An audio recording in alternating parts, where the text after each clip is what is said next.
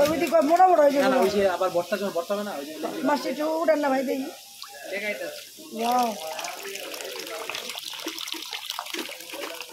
সবাইকে হঠাৎ করে কোনো প্ল্যান ছাড়া চলে আসলাম মাওতে। দেখতে পাচ্ছেন আসলে আমাদের মাছগুলো এত সুন্দর হয়েছে যে ডিম হয়নি, আমরা মনে করেছিলাম ডিম হয় আর ডিম হলে সেই মাছটা খেতে স্বাদ লাগে না। তো আপনারা যখন মাছ আসবেন দেখে মাছ কিনবেন। অনেক সময় দেখা গেছে কি বলে অনেক জাতের মাছ থাকে, বলে যে পদ্মার ইলিশ আসলে পদ্মার ইলিশ বলতে অনেক জায়গায় অনেক কম পাওয়া যায়। মাছটা অবশ্যই দেখে কিনবেন, ওগুলো দেওয়ার দরকার নেই, মাছটা দেখে কিনবেন।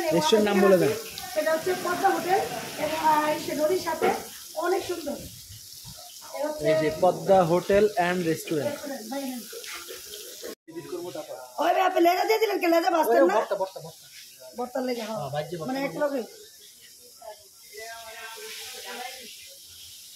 তোমার যেটা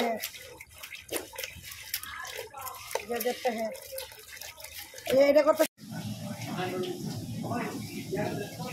ইলিশ মাছ তো ধুইতে হয় না, শুধু কাঁচা বললে এখানে আগে। আলহামদুলিল্লাহ চলে এসেছি সামনে মাছ। বাজান কো এটা কিসের ভর্তা? কোনটা? যেই ভর্তা